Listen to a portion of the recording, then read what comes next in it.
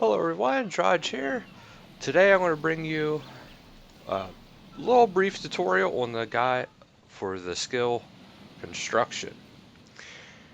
Now, I'm going to start making my videos usually at the starting point of wherever a new player come in. This is what these videos are directed at for new players. This way you know what to expect after you did the tutorial. So the easiest way to do this is once you start for construction, you're going to need plenty of planks. So after you're done with Gudrick, whatever you say his name, to even make it easier, right there, right off the bat, there's a couple of trees because you're going to need logs. There is a few different types of logs you can get, but that's for later on. To start out, you need regular logs. All you got to do is head north. You'll find this guy right here. You can either talk to him or buy plank. You'll want to buy your plank. Now see, here's the 4 different types of planks you can make. Obviously, the more expensive is actually the higher the level. Now, it costs you 100 gold pieces to take your wood and turn them into planks. There is a magic spell you can turn wood into planks, but overall it's going to cost you about the same between the cost of runes, and it actually does take money for some reason when you use the spell too. Not as much, but the cost of materials to make it will more than make up for that. But you'll just select how many logs you would like to transform, and then right over here is your portal to your house. So you'll just go through your portal. Now, since you're going to be trying to build stuff, you want to go into building mode. Now, I already have a house started. My character's a little... Oh, my house is in the Elven City, so I can't go in this way. However, that's the house you'll want to go into for the newer players. This way, it's right there. You can go right into it. Right there's a lodestone too. This way, you can teleport straight to Taverley, and it'll make it a lot easier for you. Now, for me, I put mine in the Elven City. As you can see, this is a very beautiful city, very popular city. It's for mostly, some would say mid-level, some would say high-level.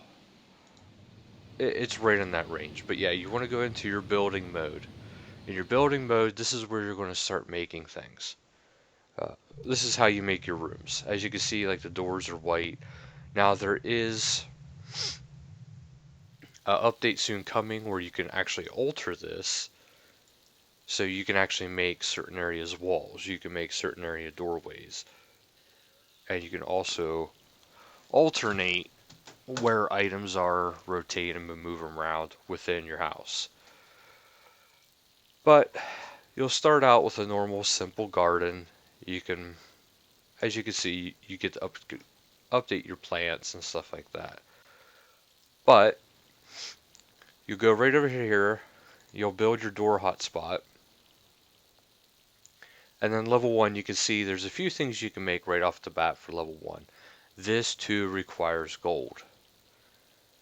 Now it doesn't require much, but for a new player to start out, it is actually recommended that you do a monthly task for a little bit. This way you can get started without actually using a lot of money on your materials. Kind of really helps you out. Um, yeah, as you can see, your house can get quite big. Now, I am going to eventually do an additional video on this whenever they do add new features to this system. One of the first rooms you can make is this right here. Now, as you can see, it is pretty good. If you bring logs in, you can actually light your fireplace. The books you gain from the game overall, you can actually find them in your own bookshelves. So this is a good way to reduce the amount of bank space you're using up without actually needing to have it all right there. As you can see, there's just a ton of books within this game. I mean, you could scroll for a long time because you could see right here, there's a lot of books. So what is the main features for construction currently? Now, this is current because there's already a rework in progress for small additional features, but eventually there's going to be a rework in general. Now, how exactly it's going to go, they're not saying, they're not even confirming that there will be a rework. But if you remember in the prayer video guide that I did, the prayer room, the altar room, is actually a good way to train your prayer. This is one of the many, well, one of the few main uses of the construction skill currently is the prayer. Because if you have the right altar with the right incense burners, you can get a tremendous amount of XP for your bones. Another big thing that people really like is the scribe portals. Now, they're not quite as big of a deal anymore ever since the introduction of lodestones. But if you want to, you can make a few, have a few portals set up. Now, once you use the runes on the scribe portal, you can actually make these and you can go there as often as you like without having to worry about it. There's a few rooms you could show off different rewards you've gained over the corresponding of how long you play. You can build bedrooms, you can build skill rooms, but the biggest thing, at least to me, is this room right here. Your treasure chest will hold treasure trail items, or clue scroll if you're not very familiar. It'll hold your clue scroll items. Now, I don't really keep them, I generally sell them, or since there's an invention, I disassemble them. But you have an armor case. This will hold certain types of armor. As you can see, it can hold a good deal of sets, which can be quite useful if you're not really using these. So it's very good for storage purposes. And then also you got your magic wardrobe, so this will hold my magic sets. You have a cape rack, which will hold most, if not all, the capes. You'll have your toy box, which is good for different holiday things. These you can either gain back from here, or if you want to, you can go to Draenor. There is a NPC called Diango, where you can actually reclaim this stuff. And then there's your fancy dress box, which is just your cosmetic outfits. So there is quite a few things in here too, but that's where you can house that. So that's actually the main rooms right there. There is two more that people do, well, three more, I should say, that people seem to use quite a bit. You have your pet room, which is Menagerie. Sorry if I'm mispronouncing that. But this, you'll need a feeder, you'll need a habitat. Well, the habitat is what this is. But then you also have your pet house, which mine is actually one of the highest level ones. But this is so you don't have to worry so much, because now I know they're in the process of updating a lot of the pets so that they're actually just in your interface where you can go here and collect your pets. But there's also a lot of pets that are not in that feature yet. So you can actually use them here, and then this will help store them.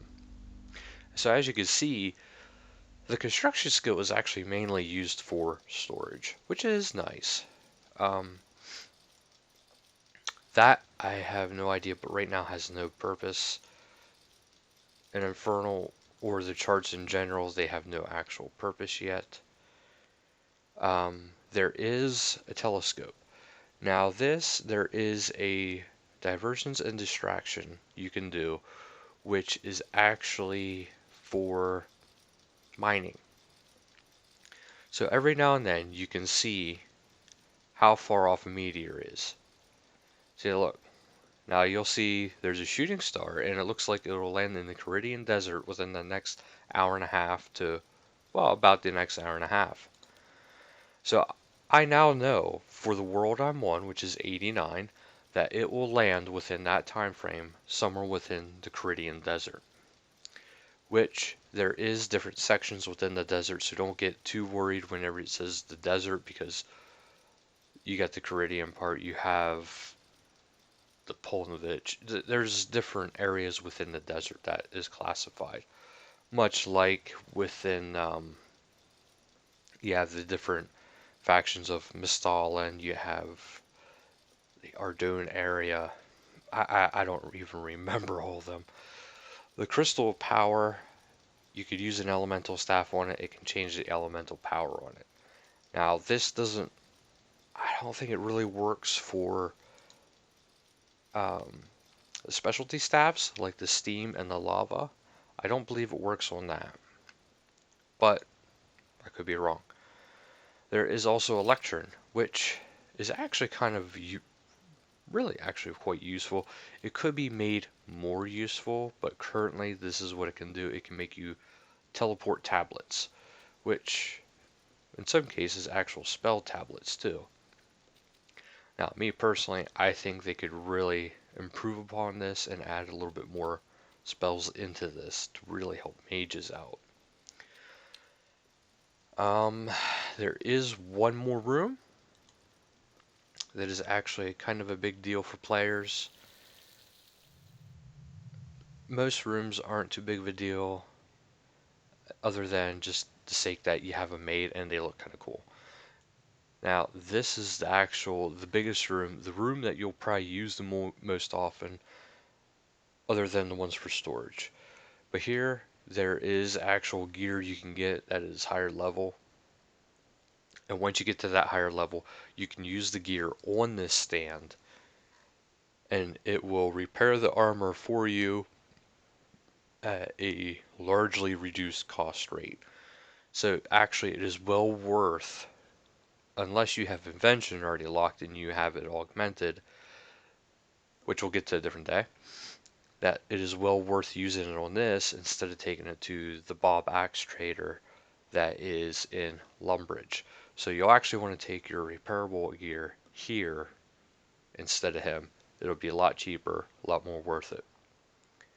Now, the main reason why this room is more worth it, the most used room, not only the armor repair stand, but your workbench. This enables you to create most things within construction into flat packs. Now, by flat pack is, okay, I can actually do this because I have what is called a protean plank, which is from Treasure Hunter. But I'm going to make a mahogany armchair just to show you. See, boom, he makes it. It turns into this mahogany flat pack armchair. Now, somebody can take this. Let's say they have an armchair for their parlor room that is unused. They can take this armchair, take it to their room. Now, let's say this was empty. Well, I'll even show you. I'll remove this. Yes, we will remove that. And see, I can use this with the chair space. And now I have a chair there.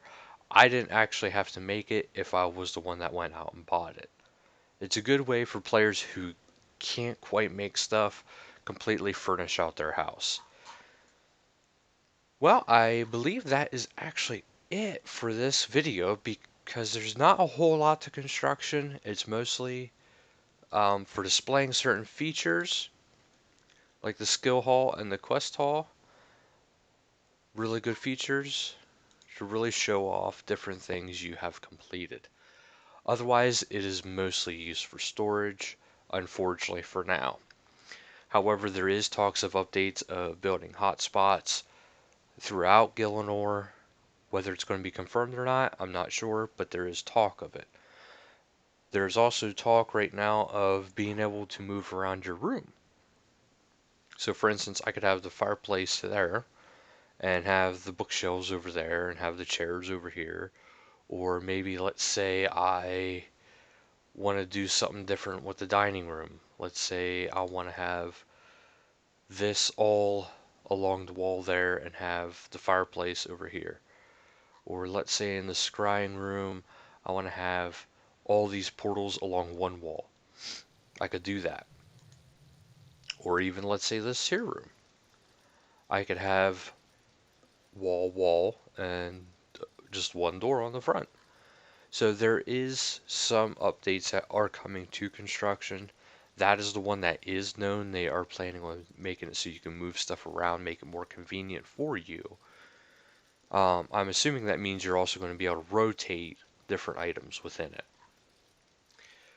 But that'll be all for this video. I hope you liked it. If you have any questions, please ask.